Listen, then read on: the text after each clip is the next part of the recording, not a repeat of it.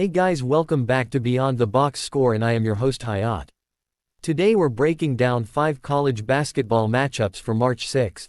On today's slate we're looking at Sacred Heart vs Merrimack, Ohio vs Miami, Seton Hall vs St. John's, VCU vs Dayton, and West Virginia vs UCF. So this is a pretty interesting group of games because you've got a little bit of everything. You've got teams on hot streaks, you've got tournament implications showing up in spots, you've got stylistic clashes with tempo and defense, and a couple matchups where the numbers start pointing in a very specific direction once you slow down and connect the dots. As always guys, this is pure analysis and opinion, nothing guaranteed, no promises, just how I see these games setting up if the matchups unfold the way the data and situations suggest. And real quick before we jump in, we're pushing toward 2,000 subscribers on the channel, so if you enjoy these deep dive breakdowns and want to help the channel grow, hitting that subscribe button really helps more than you think. Alright, let's get into it and start connecting the dots. Sacred Heart vs Merrimack, the lean here is Merrimack -6.5 -120.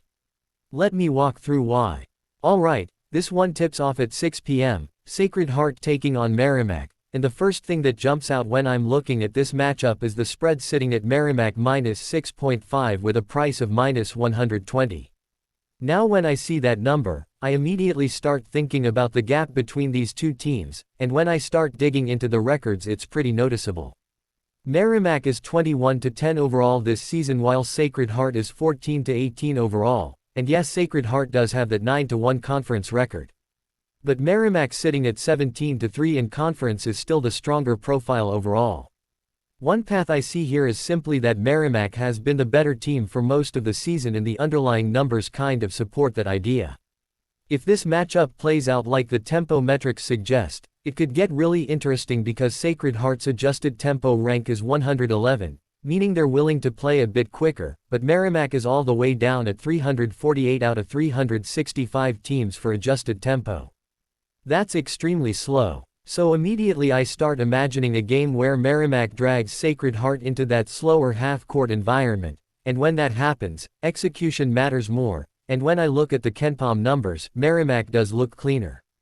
Sacred Heart sits 288 overall in KenPom with an offensive rating rank of 191 and a defensive rating rank of 338. That defensive number jumps off the page. 338 defensively is really rough. Meanwhile Merrimack sits 176 overall in KenPom with an offensive rating rank of 192 and a defensive rating rank of 161, so even though the offenses are almost identical in ranking, the defensive side clearly favors Merrimack. Now Sacred Heart does have one thing they do well, they're 66th nationally in three-point shooting percentage. That's a strength. But here's where the matchup starts connecting in my head. Merrimack defensively ranks 30th in three-point defense. So you've got Sacred Heart wanting to lean on that perimeter shooting while Merrimack is one of the better teams at taking that away. And not only that, Merrimack ranks 34th defensively in points allowed per game. So if Sacred Heart's biggest strength runs directly into one of Merrimack's biggest defensive strengths, that's a problem. Then I start thinking about the situational side. This game is on a neutral court, and when I look at road performance, Sacred Heart is just 5-13 away from home this year. Merrimack on the road is 9-8, which isn't amazing but it's definitely more stable. And then the recent form numbers really stand out. Merrimack has won 9 of their last 10 games and they're 7-3 against the spread over those last 10 games. Sacred Heart over their last 10 games is 5-5 straight up and 6-4 against the spread. And in the last 6 games they're 4-2, so they've been respectable lately, but Merrimack is just operating at a higher level right now. Another thing that connects for me is ball security. Merrimack's turnover percentage rank sits at 59th, which means they're generally taking care of the ball pretty well, and Sacred Heart doesn't really force a lot of turnovers defensively. That kind of plays directly into Merrimack's style: slow the game down, limit mistakes, execute possessions. And then when we talk about the foul dynamics, Sacred Heart doesn't put opponents on the line often, but Merrimack has been able to get to the free throw line quite a bit and convert. So if Merrimack is able to generate those free throw opportunities even against a team that usually avoids fouling, that becomes another quiet edge. And I can't ignore the head-to-head result either because these two teams already met earlier this season and Merrimack won that game 75-58 at Merrimack. That was a 17-point margin, basically a complete beatdown. So when I'm staring at a number like 6.5 here, I start asking myself, is the matchup actually closer now than it was in that game? Maybe, but I'm not convinced. Then there's the trend piece. Merrimack is 9-4 against the spread over the course of their last 13 games when they've been made a favorite. So historically when they're in this role, expected to control the game, they've generally delivered.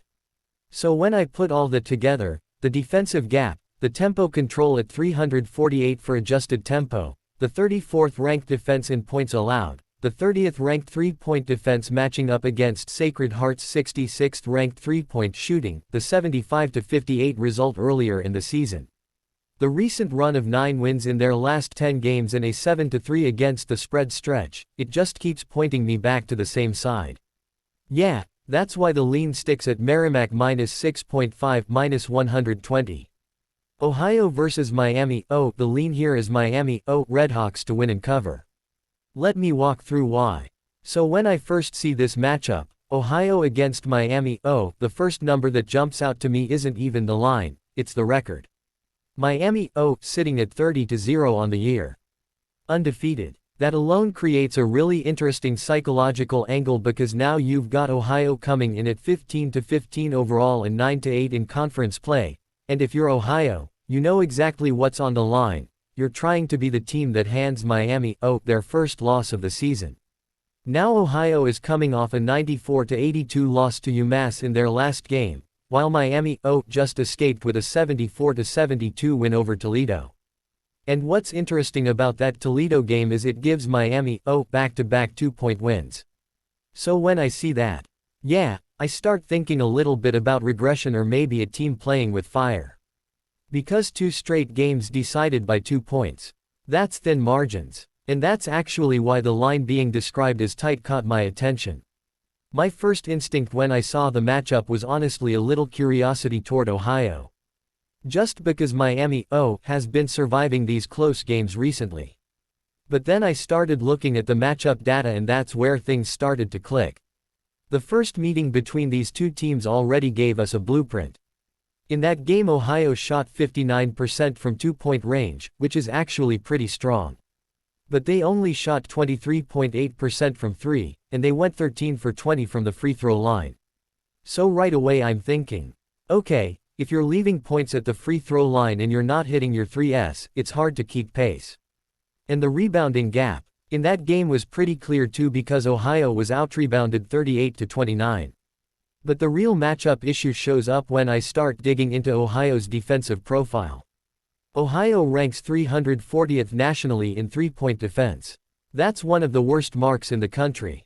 And within conference play they rank 12th in three-point percentage allowed out of 13 teams. So basically teams are consistently hitting threes against Ohio. And when I look at Miami OS offense, that's exactly the type of team you don't want to face if your perimeter defense is struggling. Miami ranks top 80 nationally in three-point shot rate, top 30 in three-point shooting percentage, and top 5 in two-point shooting percentage. So they're efficient from everywhere, outside, inside, and they also get to the free throw line at a high rate while shooting 75% from the free throw line. So if this matchup plays out like the numbers suggest, Miami has multiple paths to scoring. They can hit threes against a defense ranked 340th nationally in three-point defense, they can attack inside with a top 5 two-point shooting percentage, and they can generate free throw opportunities where they convert at 75%. And that's really the thing that connects for me. Ohio's defense just doesn't really show a strength anywhere on the floor that clearly disrupts what Miami does well. And if the Redhawks are able to dictate the scoring environment the way their metrics suggest, then even if the game gets competitive, they still have the offensive depth to push through. So yeah, I did think about Ohio initially when I saw that tight line, especially with Miami coming off back-to-back 2-point wins and maybe flirting with danger a little bit. But once I start running through the matchup, the 30-0 record, the three-point shooting advantage, the 340th ranked three-point defense for Ohio, the rebounding gap from the first meeting at 38-29, the 23.8% three-point shooting and 13 for 20 free throws from Ohio in that earlier game, it just keeps steering me toward the same conclusion. Yeah, when I put all those pieces together, the lean sticks at Miami Redhawks to win and cover. Seton Hall vs St. John's, the lean here is St. John's. Okay, the lean here is St. John's. Let me walk through why, because when I start looking at this matchup, the first thing that jumps out to me is the situation Seton Hall is walking into with a 20-10 record and the massive implications sitting right on this game. If Seton Hall wins this game, they will 100% have punched their ticket into the NCAA tournament, and sometimes that kind of urgency matters, sometimes it doesn't, but it definitely adds pressure. And I keep thinking about how these teams arrive here. St. John's just won versus Georgetown 72-69. And that game had some weird energy around it because Georgetown was sitting there with Georgetown plus 16.5, St. John's was described as a 16-point underdog, and Georgetown was winning at halftime before St. John's escaped with that 72-69 win. So if this matchup plays out like that one, where St. John's gets tested, maybe pushed a little bit, maybe dragged into a grind, I still come back to how this team has been trending. Because when I zoom out and look at St. John's, this is a group that is 15-1 straight up in last 16 games and 10-6 against the spread, and that kind of run doesn't happen by accident. Early in the season people questioned them because they came in with a preseason top 8 ranking, and the roster had to figure out how pieces fit together. You've got Dylan Mitchell, you've got Bryce Hopkins, and you've got Zuby Ejiofor, who is described as the best player for St. John's. And what connects for me is how Zuby Ejiofor changes the physical dynamic of this game, because when I look at Seton Hall, the number that jumps out immediately is Seton Hall average height ranking, 340th in the country. That's not just small, that's extremely small in the national context. In St. John's style, they just pound you inside relentlessly, they lean on that interior presence, and if this matchup plays out like that stylistically, if St. John's is able to push the game toward the paint and force that size issue, that's where I start to lean their direction. Now Seton Hall has been competitive, I'll give them that. They won at Xavier as a 1.5-point road favorite, which is a tough spot to win. They've also played tight games against top Big East competition. They lost by 5 on the road or by 6 in that game against Connecticut. And the first meeting against St. John's was 65-60, a 5-point margin. That tells me this matchup can stay tight. It also tells me the rivalry angle matters here because this is described as a regional rivalry, old school Big East, and those games can absolutely turn chaotic. And the line discussion is interesting too. The expectation floating around is an opening number around 3 to 3.5, and if this matchup plays out around that range, if the market really is saying St. John's only needs to separate by a small margin, I start thinking about what happens if that interior pressure builds. Now if the number goes over 4, if it jumps to 4.5 or 5, that changes the conversation because then you start thinking about the other side of the equation. At 4.5 or 5 you could absolutely consider Seton Hall, especially with a team that's played St. John's within 5 points before. But if it's 3 to 3.5, which is the expectation, that's the number that keeps bringing me back to St. John's. And then there's the matchup personality. Seton Hall's key guy here is Adam Clark, the point guard, the trigger man who controls the rhythm. If this matchup plays out with Adam Clark dictating pace, slowing things down, feeding the crowd energy in that rivalry atmosphere, you could see a tight, scrappy game. But if St. John's controls the physicality, if Zuby Ejiofor establishes position, if the length difference starts showing up possession after possession, then the math of the matchup leans the other way. So when I put all of it together, the 15-1 straight-up run, the 10-6 against the spread, the physical edge with Zuby Ejiofor, the previous 65-60 result, the 340th average height ranking for Seton Hall, and the projected line around 3 to 3.5. The scenario that connects for me is St. John's finding just enough control late. Yeah, that's why the lean sticks at St. John's. Quick pause for a second. If you've got an even one lean you like so far, go ahead and hit the like button. It really helps the video reach more people who enjoy these full slate breakdowns. And if you're new here, we're trying to push the channel to 2,000 subscribers, so if you like this style, The raw thinking out loud, the matchup breakdowns, the deep dives. Make sure you subscribe to Beyond the Box Score. It takes 1 second for you, but it honestly means a lot for the channel. Alright, let's keep going. Here we have another interesting game between VCU versus Dayton. The lean here is VCU. Okay, the lean here is VCU. Let me walk through why, because this is one of those games where the momentum story and the matchup story kind of collide in the middle, and I'm trying to figure out which one matters more. Dayton is clearly playing good basketball right now. They're on a winning streak, and when I look at how they've built that momentum, it's pretty impressive. They beat St. Louis, they beat George Washington, and they beat George Mason by 15, and those are the kinds of results that tell me this Dayton team is playing confident basketball down the stretch. But the timeline of this run matters. Because the last time Dayton actually lost a game was February 6th, and the detail that sticks out immediately is who that loss came against. It was VCU, and not just a loss, they lost to VCU by 26. That's a massive margin. That's not a one-possession game, that's not a random shooting variance night, that's a statement result. And if this matchup plays out anything like that one, if the tempo, the defensive pressure, and the execution pattern look similar, then suddenly Dayton's current streak runs into the exact team that already solved them once. Now I do understand the argument for Dayton here. If you're backing a hot team at home, you usually want a cushion in the number. The line discussion around this game is pretty clear. The number is described as too low, and the scenario that makes Dayton interesting would be if they were getting 4 or 5 points. If this matchup came with Dayton +4 or +5, that's where the conversation shifts, because you're suddenly looking at a team riding a winning streak with a cushion. But the reality here is that the line isn't sitting there. It's sitting low enough that the margin for error shrinks. And what connects for me is the conference hierarchy discussion. VCU described as cream of the crop of the A-10, while St. Louis described as top dogs. So you've got that dynamic where St. Louis sits at the top tier and VCU sits right underneath them as one of the most dangerous teams in the league. If this matchup plays out with VCU asserting that identity, the aggressive defense, the confidence from already beating Dayton by 26, then the road environment might not matter as much as people expect. Because Dayton's run is impressive, no doubt about it. But momentum can slow down when you run into the exact opponent that gave you your last loss. And that loss wasn't subtle, it was 26 points.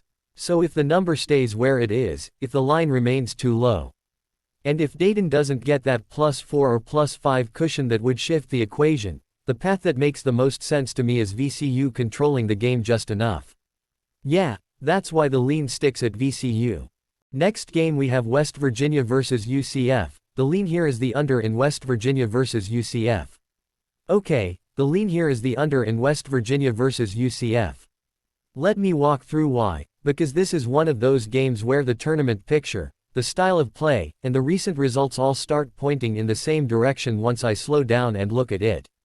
West Virginia comes into this matchup 17-13 overall and 14-16 against the number, and they're coming off a 65-63 loss to Kansas State. That score alone already tells you something about how West Virginia plays. They grind games down, they slow possessions, they lean into that defensive identity. UCF comes into the game with a 20-N on the year record and 15-14 against the number, and their last result was the complete opposite kind of game, a 111-104 loss to Oklahoma State. That's chaos basketball. That's pace, scoring, possessions flying everywhere. And if this matchup plays out like that Oklahoma State game, if it turns into a shootout, then obviously the under conversation disappears quickly. But the environment matters here. Because when I start thinking about the bracket picture, the motivation starts showing up in a different way. According to ESPN Bracketology, UCF is on the 8 line, while West Virginia is next 4 out. That means West Virginia is desperate for resume wins. And desperate teams often tighten games defensively. On top of that, West Virginia has to leapfrog several programs in the tournament picture, including VCU, San Diego State, and Auburn. That's a lot of teams to climb past, which means every possession starts to matter more. Then I think about the stylistic matchup. West Virginia plays slow pace, they play a defensive-minded style, and they're described as stronger defensively at home in Morgantown. If this matchup plays out with West Virginia dictating tempo in Morgantown, forcing long possessions, forcing half-court offense. That's exactly the kind of structure that pushes scoring downward. And there's another piece to it too. UCF has struggled outside of Orlando at times this season. So if the road environment slows them down even slightly, the game script starts leaning toward a lower scoring rhythm. What connects for me is the projected scoring ceiling. The game script being discussed is first to 65 wins, maybe first to 70 if it stretches a little bit. That's not a shootout projection. That's a defensive grind projection. And if this matchup really does settle into that range, if the first team to 65 or maybe 70 controls the outcome, that type of pace aligns perfectly with the under scenario. So when I line everything up, West Virginia 17-13, 14-16 against the number, the 65-63 loss to Kansas State, UCF 20-N, 15-14 against the number, the 111-104 game against Oklahoma State, the ESPN bracketology 8 line for UCF, next 4 out for West Virginia, the teams they must leapfrog: VCU, San Diego State, Auburn, the slow pace, the defensive-minded style. And the idea that this could be first to 65 or maybe first to 70, the scenario that keeps appearing in my head is a controlled, grinding game. Yeah, that's why the lean sticks at the under in West Virginia versus UCF. Alright guys, that wraps it up for all 5 matchups on the March 6th college basketball slate. I'm always curious how you guys are seeing these spots, so drop a Z in the comments and tell me which game stood out to you the most, or if you're looking at a completely different angle.